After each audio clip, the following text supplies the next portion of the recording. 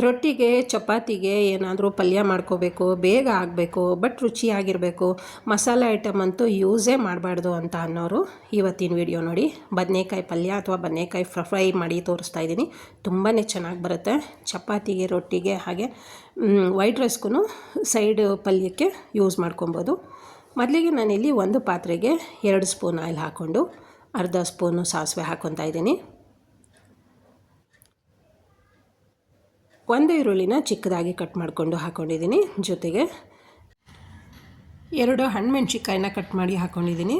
ನೀವಿಲ್ಲಿ ಹಸಿರು ಮೆಣಸಿಕಾಯಿನೇ ಯೂಸ್ ಮಾಡ್ಬೋದು. ಜೊತೆಗೆ ಕರಿಬೇವು ಸ್ವಲ್ಪ.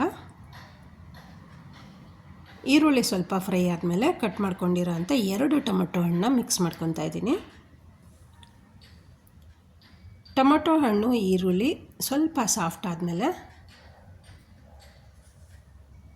ಕಟ್ ಮಾಡ್ಕೊಂಡಿರೋ ಅಂಥ ಬದನೇಕಾಯಿನ ಹಾಕ್ಕೊತಾ ಇದ್ದೀನಿ.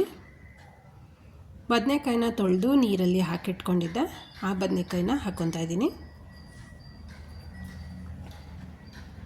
ನೀವು ಈ ಥರ ಮಾಡೋದ್ರಿಂದ ನಾವು ಮಸಾಲೆ ಪದಾರ್ಥ ಜಾಸ್ತಿನೂ ತಿಂದ್ವಿಯಪ್ಪ ಸಾಕಾಗೋಯ್ತು ಅಂತಲೂ ಅನಿಸಲ್ಲ, ತುಂಬ ಬೇಜಾರು ಅಂತ ಅನಿಸಲ್ಲ. ಯಾಕಂದರೆ ಕೆಲವೊಂದು ಸಲ ಮಸಾಲೆ ಪದಾರ್ಥ ಜಾಸ್ತಿ ಆಯಿತು ಅಂದರೆ ಸ್ವಲ್ಪ ಹೆವಿ ಅಂತ ಅನಿಸ್ಬಿಡುತ್ತೆ. ಹಾಗಾಗಿ ಈ ಥರ ಸಿಂಪಲ್ಲಾಗಿ ಬದನೇಕಾಯಿ ಫ್ರೈ ಪಲ್ಯ ಮಾಡ್ಕೊಳ್ಳಿ, ತುಂಬ ಚೆನ್ನಾಗಿರುತ್ತೆ. ಅಷ್ಟೇ ಮಸಾಲೆ ಪದಾರ್ಥನೂ ತಿಂದ್ವಿ ಅಂತ ಅನಿಸಲ್ಲ. ಇವಾಗ ಎಣ್ಣೆನಲ್ಲೇ ಒಂದು ಸ್ವಲ್ಪ ಹೊತ್ತು ಬದನೇಕಾಯಿನ ಫ್ರೈ ಮಾಡ್ಕೊಬೇಕು. ನಾವು ಎಣ್ಣೆಯಲ್ಲಿ ಎಷ್ಟು ಚೆನ್ನಾಗಿ ಬದನೇಕಾಯಿನ ಫ್ರೈ ಮಾಡ್ಕೊತೀವಿ ಅಷ್ಟೇ ಚೆನ್ನಾಗಿ ಪಲ್ಯನೂ ಬರುತ್ತೆ. ನೋಡಿ, ನಾನು ತೋರಿಸ್ತಿದ್ದೀನಿ ಅಲ್ವಾ, ಎಲ್ಲ ಕಡೆನೂ ಸ್ವಲ್ಪ ಅದು ತಳ ಹಿಡಿದಿರೋ ಥರ ಫ್ರೈ ಮಾಡ್ಕೊಬೇಕು. ನೋಡಿ, ಇವಾಗ ಬದನೇಕಾಯಿ ಸ್ವಲ್ಪ ಸಾಫ್ಟ್ ಆಗಿದೆ. ಬದನೇಕಾಯಿ ಈ ಥರ ಸಾಫ್ಟಾಗಿ ಕಲರ್ ಸ್ವಲ್ಪ ಚೇಂಜ್ ಆಗುತ್ತೆ, ಅಲ್ಲಿ ತನಕ ಹುರ್ಕೊಂಡಾದ್ಮೇಲೆ ಚಿಲ್ಲಿ ಪೌಡರ್ನ ಹಾಕ್ಕೊತಾ ಇದ್ದೀನಿ.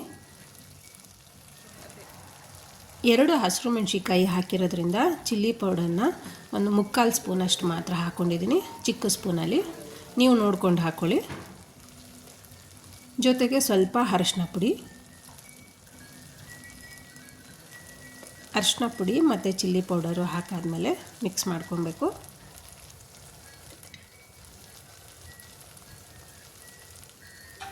ಮಿಕ್ಸ್ ಮಾಡ್ಕೊಳ್ಳುವಾಗ ಜೊತೆಗೇ ಉಪ್ಪು ಹಾಕ್ಕೊಂಡು ಮಿಕ್ಸ್ ಮಾಡ್ಕೊಂಡ್ಬಿಡ್ತೀನಿ, ಯಾಕಂದರೆ ಅದು ಬದನೇಕಾಯಿಗೆ ನೀಟಾಗಿ ಹೊಂದ್ಕೊಳ್ಳುತ್ತೆ. ಈಗ ನೀಟಾಗಿ ತಿರುಗಿಸ್ಕೊಳ್ಳೋಣ. ಎಷ್ಟು ಬೇಗ ಆಗುತ್ತೆ ಅಂದರೆ ತುಂಬಾ ಬೇಗ ಆಗೋಗ್ಬಿಡುತ್ತೆ ಪಲ್ಯ. ಯಾಕಂದರೆ ಖಾರ ರುಬ್ಬಬೇಕು ಅನ್ನೋಂಗಿಲ್ಲ, ಮಸಾಲೆ ರುಬ್ಬಬೇಕು ಅನ್ನೋಂಗಿಲ್ಲ, ದಿಢೀರಂತ ಮಾಡ್ಕೊಂಬಿಡ್ಬೋದು. ನೀವೊಂದು ಸಲ ಟ್ರೈ ಮಾಡಿ. ಬಟ್ ಟ್ರೈ ಮಾಡಾದಮೇಲೆ ರೆಸಿಪಿ ಹೇಗೆ ಬಂತು ಅಂತ ತಪ್ಪದೇ ಕಮೆಂಟ್ಸಲ್ಲಿ ಹೇಳಿ ನನಗೆ. ನೋಡಿ, ಕರೆಕ್ಟಾಗಿ ಬರ್ತಾಯಿದೆ ಬದನೇಕಾಯಿ ಪಲ್ಯ.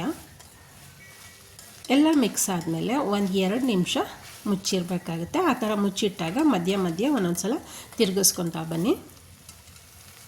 ಫ್ರೆಂಡ್ಸ್, ಹಾಗೆಯೇ ಯಾರಾದರೂ ನನ್ನ ಚಾನಲ್ಗೆ ಹೊಸದಾಗಿ ಜಾಯ್ನ್ ಆಗಿದ್ದರೆ ಪ್ಲೀಸ್ ಸಬ್ಸ್ಕ್ರೈಬ್ ಮಾಡ್ಕೊಂಡು ನೋಡಿ. ಹಾಗೆ ಜೊತೆಗೆ ಬೆಲ್ ಬಟನ್ ಕ್ಲಿಕ್ ಮಾಡಿ ಆಲ್ ಅಂತ ಸೆಲೆಕ್ಟ್ ಮಾಡ್ಕೊಳ್ಳಿ. ನಾನು ಹಾಕೋ ಪ್ರತಿಯೊಂದು ನೋಟಿಫಿಕೇಷನ್ನು ಬರ್ತಾ ಇರುತ್ತೆ. ಕರೆಕ್ಟಾಗಿ ಬದನೇಕಾಯಿ ಫ್ರೈ ರೆಡಿ ಆಯಿತು. ಸರ್ವ್ ಮಾಡೋಣ ಬನ್ನಿ. ನಾನಿಲ್ಲಿ ಚಪಾತಿಗೆ ಅಂತ ಮಾಡ್ಕೊಂಡಿದ್ದೀನಿ. ನೀವು ರೊಟ್ಟಿಗೆ, ಚಪಾತಿಗೆ ಮತ್ತು ವೈಟ್ ರೈಸ್ಗೂ ಜೊತೆಗೆ ಮಾಡ್ಕೊಬೋದು. ಫ್ರೆಂಡ್ಸ್, ಈ ವಿಡಿಯೋ ನಿಮ್ಗೆ ಇಷ್ಟ ಆಗಿದರೆ ಪ್ಲೀಸ್ ಲೈಕ್ ಮಾಡಿ, ಶೇರ್ ಮಾಡಿ, ಸಬ್ಸ್ಕ್ರೈಬ್ ಮಾಡಿ. ಹಾಗೆ ನಿಮ್ಮ ಫ್ಯಾಮಿಲಿ ಮೆಂಬರ್ಸ್ಗೂ ಶೇರ್ ಮಾಡಿ. Thank you.